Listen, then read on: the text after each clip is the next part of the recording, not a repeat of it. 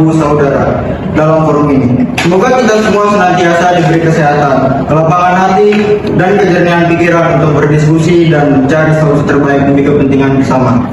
Sebelum memasuki rapat, alangkah baiknya kita berdoa terlebih dahulu. Untuk kelancaran rapat pada hari ini, berdoa dimulai.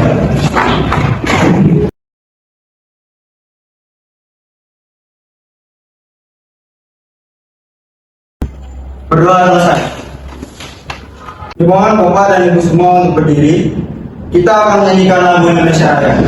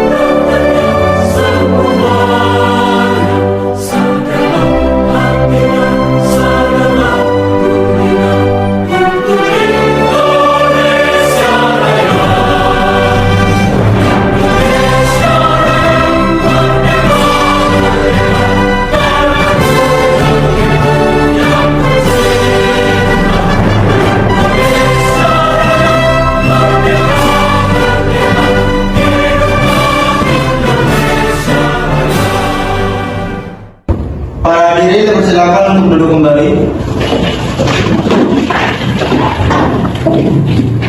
Rapat akan dimulai. Saya persilakan Bapak Menko untuk membuka rapat.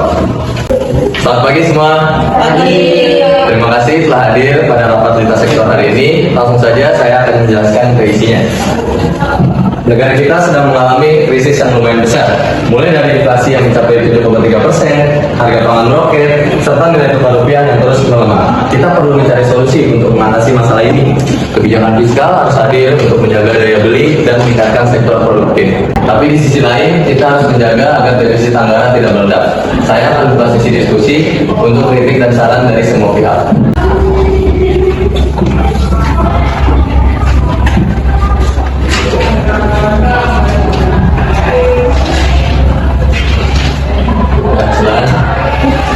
Terima kasih atas kesempatannya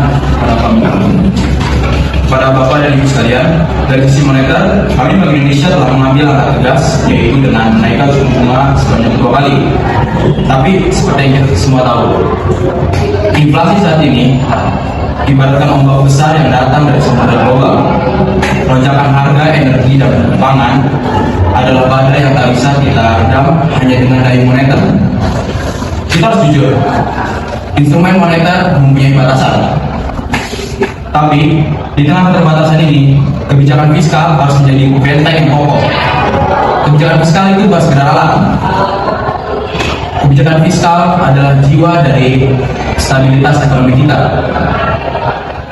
Kebijakan fiskal itu adalah prinsip pertama yang akan menentukan apakah kita akan bertahan atau kita akan lepas dari gelombang krisis ini. Saya tegaskan, kebijakan fiskal harus menjadi moral kompas kita, bukan hanya sekadar angka di atas kertas, tapi bukti nyata bahwa negara hadir untuk melindungi daya beli rakyat, mencegah perlambatan ekonomi, dan menjamin distribusi sumber daya yang adil. Kita tak boleh membiarkan logika pasar yang mengering menggerus nilai-nilai kemanusiaan. Bank Indonesia akan terus menjaga stabilitas nilai tukar dan sistem keuangan. Tapi saya ingatkan, stabilitas tanpa keadilan adalah sebuah ilusi belaka. Koordinasi fiskal dan moneter harus menjadi talian strategis. Dua kekuatan yang saling menguatkan, bukan saling menegasi. Terima kasih. Kami mendukung langkah cepat pemerintah, tapi masyarakat terus mengeluh. Harga kebutuhan pokok makin mahal, penghasilan stagnan. Stimulus itu penting, tapi juga harus jelas bentuknya. Kami akan mengawal agar setiap rupiah yang dibelanjakan punya dampak nyata. Defisit boleh melebar, tapi harus punya alasan kuat dan hasil terukur. Stimulus yang baik adalah stimulus yang berlipat ganda dampaknya. Pemerintah jangan hanya fokus pada bansos tunai, tapi juga investasi di sektor yang menyerap tenaga yang besar, di pertanian, infrastruktur kecil, dan ekonomi hijau. Jangan buang anggaran untuk proyek suka saja, saat rakyat membutuhkan pekerjaan. Dan satu hal yang kerap terlupakan, transparansi. Banyak bantuan yang tidak tepat sasaran karena data buruk dan pengawasannya lemah. Pemerintah harusnya perlu membangun sistem digital penyaluran bantuan dengan dashboard yang bisa diakses oleh publik. Jangan sampai stimulus hanya memperkaya segelintir pihak saja. Selaku usaha mikro sering sangat tercekik, Pak. Harga bahan kami naik, ongkos kirim kami mahal, biaya sewa kami naik tiap tahun. Bahkan pelanggan kami sudah kabur, Pak. Saya sendiri nggak tahu harus mengadu kemana untuk membuat laporan. Informasinya begitu simpang siur. Kami butuh bantuan yang cepat. Bukan janji dan formul tanpa arah, Pak. Industri besar pun tak kunjung membaik, Pak. Rantai pasokan pangan pun terganggu, biaya produksi yang melonjak, dan biaya produksi yang melonjak. Jika pemerintah tidak segera menyalurkan insentif dari kebijakan fiskal, potongan pajak, subsidi gaji, dan dukungan modal kerja, maka PHK tidak akan terhindarkan. Kita sedang duduk di atas bom waktu ketenaga kerjaan. Satu isu fundamental yang perlu digarap adalah reformasi perpajakan. Kita masih terlalu tergantung pada sektor formal, padahal sektor digital dan informal tumbuh cepat, tapi belum terintegritas ke dalam sistem pajak. Digitalisasi bisa memperluas basis pajak tanpa menambah beban rakyat kita. Kami di lapangan melihat banyak sekali para keluarga yang merasa tertinggal. Seharusnya mereka tidak seperti itu.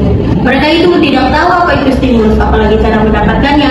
Banyak juga yang tidak mendapatkan bansos karena negara yang tidak becus kerjanya. Seharusnya negara hadir untuk rakyat kecil. Di luar ruangan ini, banyak orang yang tidak berbicara tentang ini. Banyak orang yang tidak bisa berbicara tentang inflasi dan defisit. Mereka hanya tahu bahwa harga beras naik dan gaji untuk membeli kebutuhan itu tidak cukup. Kami di media menerima banyak pertanyaan, apa itu stimulus, kenapa saya tidak dapat, dan kemana saya harus melapor. Pertanyaan tersebut terus muncul. Pemerintah perlu menyampaikan kebijakan dengan teknis, juga dengan menggunakan bahasa yang mudah dimengerti masyarakat. Jangan hanya bicara ke forum elit, tapi sampaikan dengan bahasa yang lebih mudah dimengerti untuk rakyat. Oke, saya apresiasi semua masukan. Evaluasi APBN sedang berjalan. Kami akan utamakan perlindungan sosial, subsidi energi, dan stimulus untuk sektor produktif. Tapi keberhasilan kebijakan ini sangat tergantung pada sinergi lintas lembaga dan kepercayaan publik. Mari kita navigasi krisis ini bersama. Terima kasih.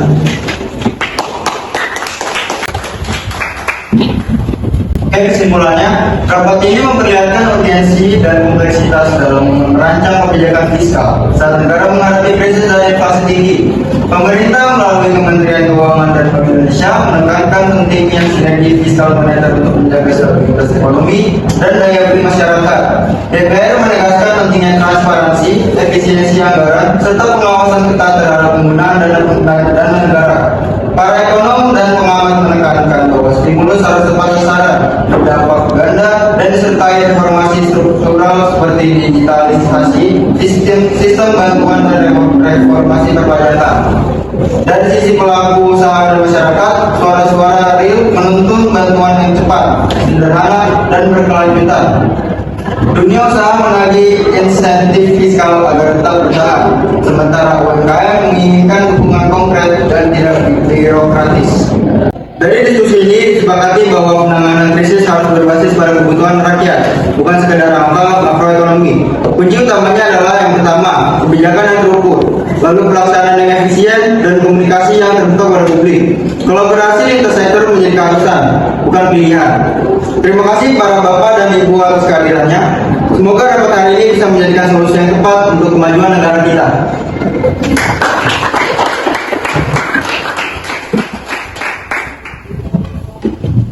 Kamera roll action.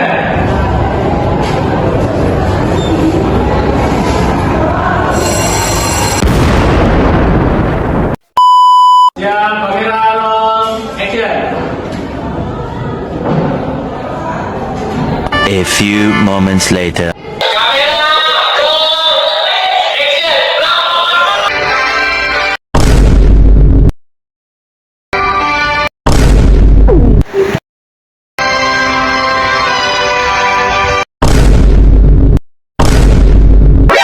NANI?お前はもう死んでいる。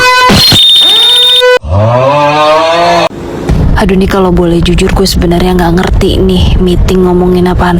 Tapi kalau gue lihat orang lain pada serius ya, pada ngerti kali ya, gue aja nggak ngerti nih. Nih siang enak makan apa nih ya? Makan soto tapi lagi panas begini.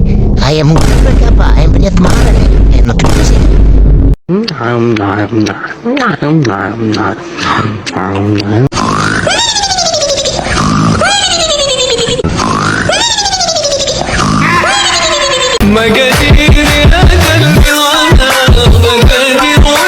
Hanya memperkaya segelintir pihak saja. Udah.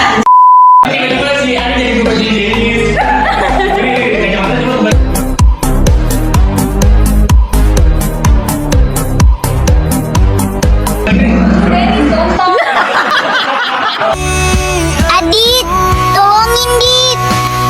Lampu kakak.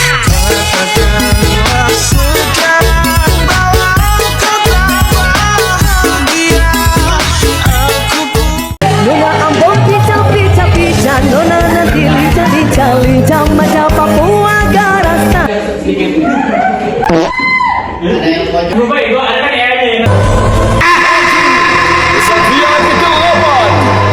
Dingin, tetapi tidak kejam.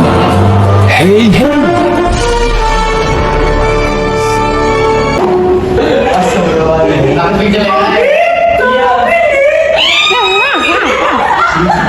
Bertiga. Siap.